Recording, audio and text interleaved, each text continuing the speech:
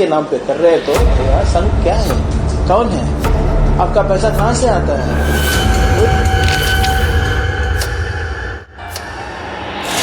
Those who want to have funds from the government, they require registration. That has to be there. ये मच्छर जिहादी मानसिकता के लोग, ये अभिजीत जो आया है। नमस्कार दोस्तों, मैं GMR। कॉकरोच जनता पार्टी के फाउंडर अभिजीत तिपके के ऊपर उनके ऊपर कई थप्पड़ मारे गए।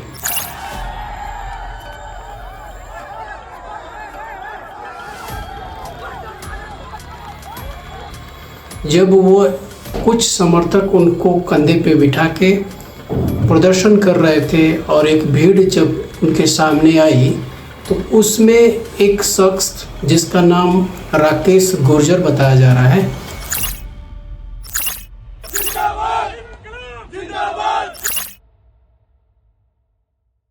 अभिजीत तिपके का बयान आ गया है कि जिसने भी उनके ऊपर हमला किया गया है उसको माफ किया जाए। लेकिन एक नहीं 10 थप्पड़ मारिए, लेकिन फिर भी हम बोलते रहेंगे कि धर्मेंद्र प्रधान आपको तो रिजाइन करना ही पड़ेगा। तो कोई भी डिस्ट्रैक्ट नहीं होइए, अपने मुद्दे पर टिके रहिए। हमारा मुद्दा है धर्मेंद्र प्रधान शुड रिजाइन। मैं इस राकेश गुर्जर और RSS से पूछना चाहता हूँ कि कोई भी युवा अगर इस देश में शांतिपूर्ण तरीके से प्रदर्शन करना चाहता है तो क्या तुम लोग उसके ऊपर भी थप्पड़ मार रहे हो? दोस्तों, यह दुर्घटना बहुत ही दुखदपूर्ण है, क्योंकि अभिजीत तिपके वो एक पढ़े लिखे युवा हैं जो अमेरिका में पढ़ाई कर रहे थे।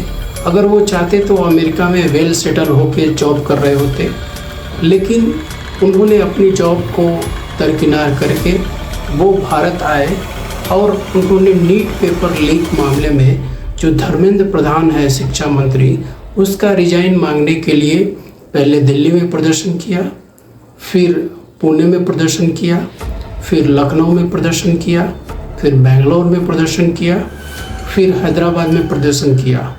उसके बाद उनको कुछ नहीं हुआ, लेकिन जैसे ही वो राजस्थान में एक प्रदर्शन के लिए पहुँचे, शांतिपूर्ण तरीके से प्रदर्शन कर रहे थे, तब उनके ऊपर हमला हो गया। वो भी हमला करने वाला RSS का ही सदस्य निकला।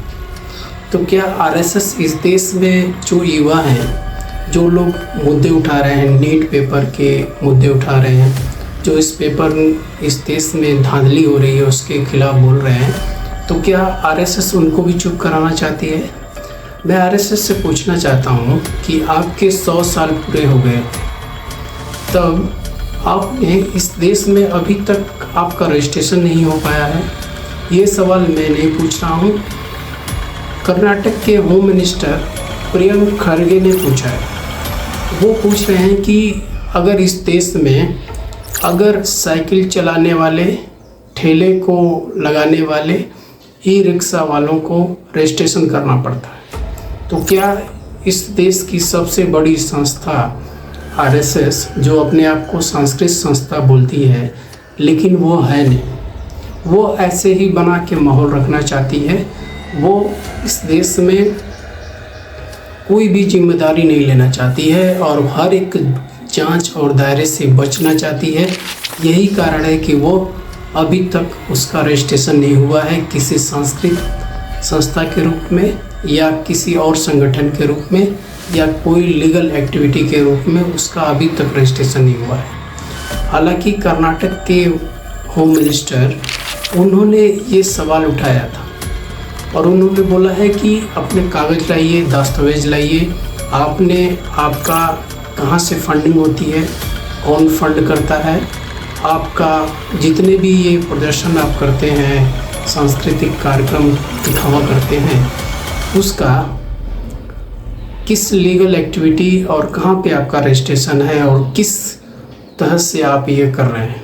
हालांकि RSS का जवाब आ चुका है कि अब उस RSS संगठन से पूछना चाहता हूँ कि अगर इस देश में 140 करोड़ का देश है, उसमें अगर कोई भी युवा जो नीट पेपर सबका मामला है, चाहे वो हिंदू हो, मुस्लिम हो, सिख, ईसाई, हर एक धर्म का मामला है। नीट पेपर जो लीक हुआ है उसमें जो जिम्मेदार लोग हैं उनको रिजाइन देना चाहिए। ये क्या आरएसएस का मुद्दा नहीं है?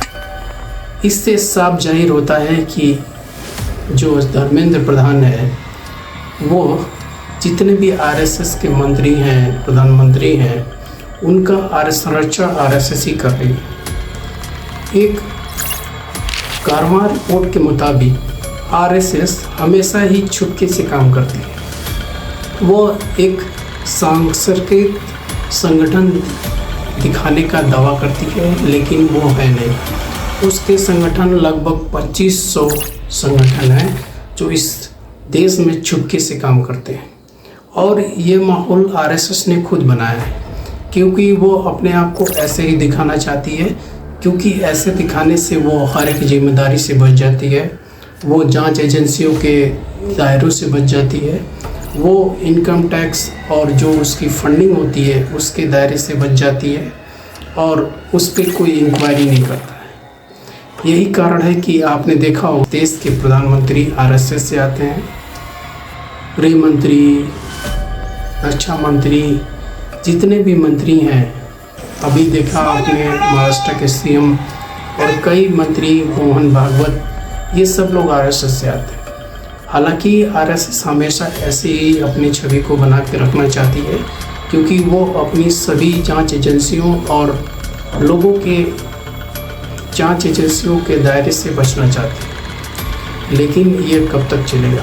तो देखिए इस देश में क्या चल रहा है। आप सोचिए ये आरएसएस अभी तक क्यों नहीं रजिस्टर्ड है?